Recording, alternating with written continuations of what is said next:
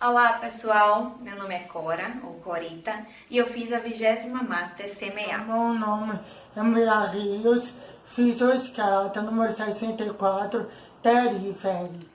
Oi, gente, eu sou Thay. Eu fiz a 79ª escalada NOS em 2015 aqui em Salvador. E antes da gente falar, sobre o nosso tema, eu queria que a gente conversasse um pouquinho antes sobre a oração. A gente sabe que a oração é um dos pilares da nossa vida cristã, é um dos pilares da nossa fé, né? Porque é justamente através da oração que a gente consegue se aproximar mais diretamente, né, de Deus. E muitas vezes a gente tem uma certa dificuldade de falar com Ele, né? Muitas vezes a gente tem essa dificuldade, muitas vezes a gente não sabe como orar, né?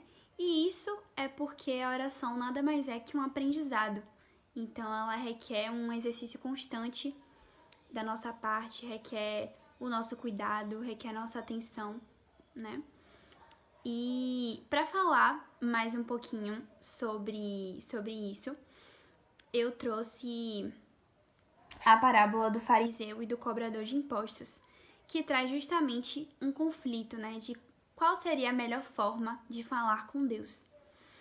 Essa parábola, ela tá em Lucas 18, do versículo 9 ao 14. E eu vou ler para vocês.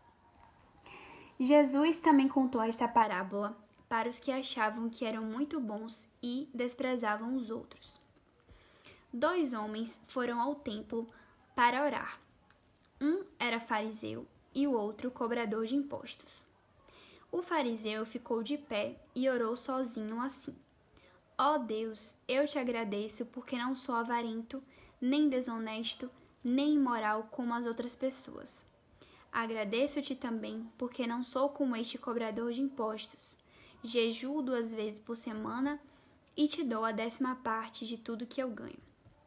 Mas o cobrador de impostos ficou de longe e nem levantava o rosto para o céu. Batia no peito e dizia: Ó Deus, tem pena de mim, pois sou pecador. E Jesus terminou dizendo: Eu afirmo a vocês que foi este homem, e não o outro, que voltou para casa em paz com Deus. Porque quem se engrandece será humilhado, e quem se humilha será engrandecido. Então, com essa passagem, a gente consegue extrair, né, que o ponto-chave da oração, na verdade, é a sinceridade. Então, o que Deus quer de nós é que a gente possa abrir nosso coração, que a gente possa ser verdadeiro com Ele em relação aos nossos sentimentos, né?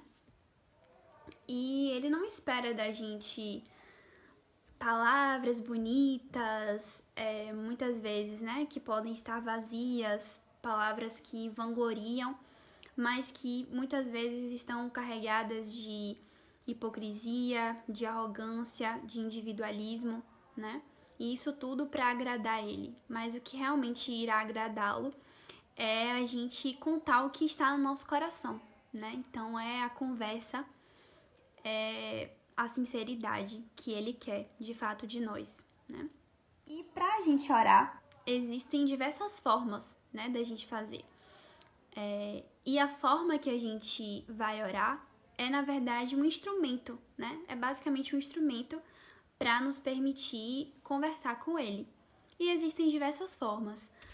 Pode ser através da leitura orante, pode ser através do texto, pode ser através de uma música, da arte e também, né, através da uma conversa simples. E também existe uma outra forma de orar, que são os salmos, né? E hoje a gente vai falar mais especificamente, né, aprofundar um pouquinho mais sobre os salmos. Bom, gente, então, o livro dos Salmos, ele se encontra no Antigo Testamento da Bíblia, e ele é um livro que contém hinos e orações, né? São 150 cânticos que foram escritos num período mais ou menos ali de 700 anos. Então vai de 1000 a 333 a.C.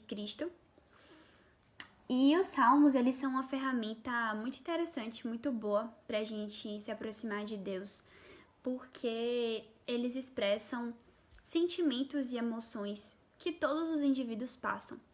Então, os salmos, eles são muito universais, são muito atemporais, né? Eles falam ali sobre medo, angústia, arrependimento, sobre alegria, gratidão, né? São sentimentos que todo mundo sente em algum momento, né? E o legal é que os salmos, eles sempre terminam com a mensagem de esperança, né, de confiança em Deus. E também só pra gente elencar aqui, né, algumas curiosidades também sobre os salmos. O livro dos Salmos é o maior livro da Bíblia. Também é o livro que demorou mais tempo para ser escrito. E é o livro que tem o maior número de escritores. E pra gente falar um pouquinho mais sobre isso, Cora vai abordar mais sobre um desses autores agora pra gente. Bom, como o Thay estava falando, quase metade dos salmos foi escrito por uma pessoa, o rei Davi. Davi era filho de Jessé e trabalhava como pastor de ovelhas, função que ensinou para ele diversas qualidades que ele utilizou ao longo de sua vida. Certo dia, o profeta Samuel foi à casa de Jessé em busca do futuro rei de Israel, inspirado por Deus, é claro. E assim, ao encontrar Davi, ele foi ungido e a partir desse momento, o Espírito Santo se apoderou dele. O tempo se passou e Davi, que era músico, foi convidado para servir na corte do rei Saul. Nessa mesma época também, Davi aceitou o desafio e enfrentou Golias vencendo. E assim ele se tornou muito popular no meio do povo. No mesmo período, Davi se tornou um grande amigo de Jonatas, filho do rei Saul. E eles tiveram uma amizade que foi exemplo de companheirismo, de lealdade, de sinceridade. Porém, a popularidade de Davi começou a causar inveja no rei Saul, que tentou conspirar contra ele. Mesmo Jonatas tentando apaziguar os ânimos entre os dois, Davi teve que fugir. Por onde passou, Davi se aperfeiçoou como um grande guerreiro e conquistou diversos aliados que estavam desgostosos do governo de Saul. Davi nunca tentou tomar o trono de Saul. Após a morte do rei, Davi assumiu como rei da tribo de Judá e seguiu conquistando aliados. Após a morte do filho de Saul, Davi assumiu como rei de Israel, unificando as 12 tribos do reino. Sob o reinado de Davi, o povo de Israel prosperou. Porém, o mesmo não se pode dizer de sua família, que era rodeada por tragédias, intrigas, ambições.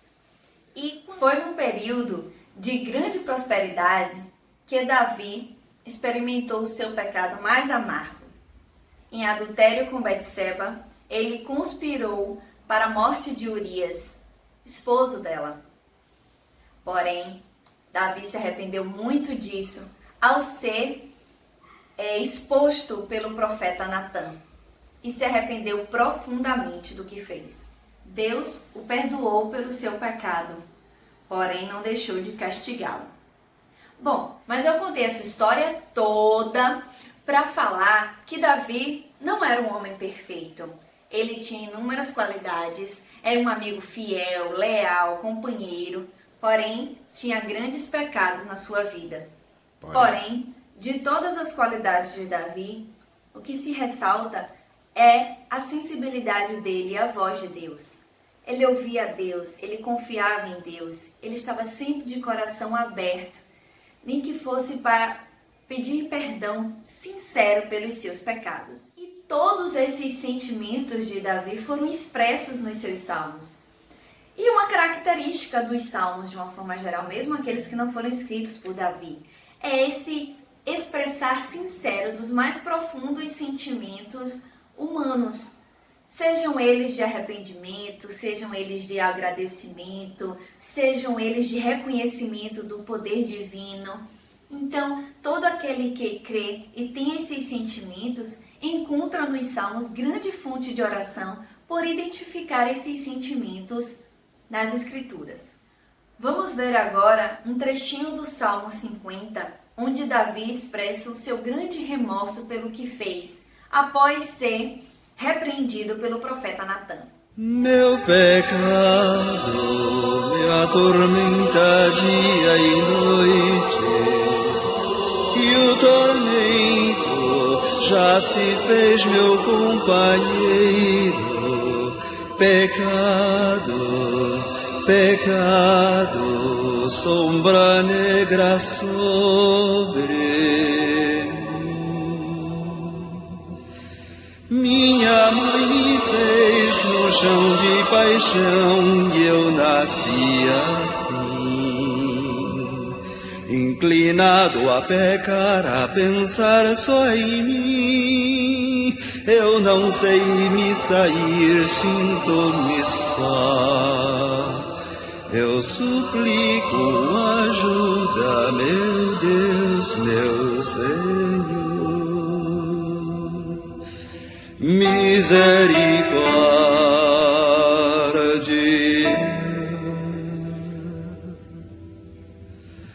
Neste mundo de luxúria, envidia e guerra, não existe quem pecado reconheça.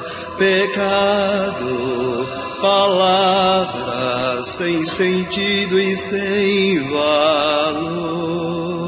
Vou ler uma passagem da Bíblia no Salmo 23, versículos 1 a 6. A felicidade se termos o Senhor como nosso pastor. O Senhor é o meu pastor, nada me faltará. Deitar-me em verdes pastos, guiar-me mansamente águas tranquilas. Refrigera a minha alma, guiar-me pelas veredas da justiça, por amor do seu nome. Ainda que eu andasse pelo vale da sombra da morte, não temeria mal algum, porque tu estás comigo. A tua vara e o teu cajado me consolam. Preparas uma mesa perante mim na presença dos meus inimigos. Unges a minha cabeça com óleo, o meu cálice transporta. Certamente que a bondade e a misericórdia me seguirão todos os dias da minha vida, e habitarei na casa do Senhor por longos dias. Este é o dia que o Senhor fez para nós. Alegremo-nos e nele exultemos. Este é o dia que o Senhor fez para nós. Alegremo-nos e nele exultemos. Dai graças ao Senhor, porque Ele é bom. Eterna é a sua misericórdia. A casa de Israel agora o diga. Eterna é a sua misericórdia. Este é o dia que o Senhor fez para nós. Alegremo-nos e nele exultemos. A mão direita do Senhor fez maravilhas. A mão direita do Senhor me levantou. Não morrerei, mas ao contrário, viverei, para contar as grandes obras do Senhor. Este é o dia que o Senhor fez para nós. Alegremo-nos e nele exultemos. A pedra que os pedreiros rejeitaram tornou-se agora a pedra angular. Pelo Senhor é que foi feito tudo isso. Que maravilhas Ele fez a nossos olhos. Este é o dia que o Senhor fez para nós. Alegremo-nos e nele exultemos. Este é o dia que o Senhor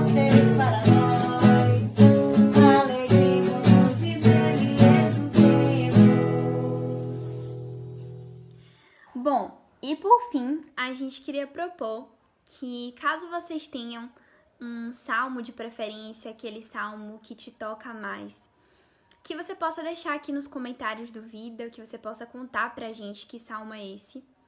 E caso você não tenha ainda esse salmo do coração, esse salmo que você gosta mais, que você fique ligado aqui nos comentários, que você possa dar uma olhadinha, ou também na liturgia diária, né? E encontrar esse salmo que possa servir de instrumento, né? Para você se aproximar mais de Deus. E que os salmos, no geral, possam ser uma fonte de oração, né? Para vocês. Enfim, é isso, gente. Beijo.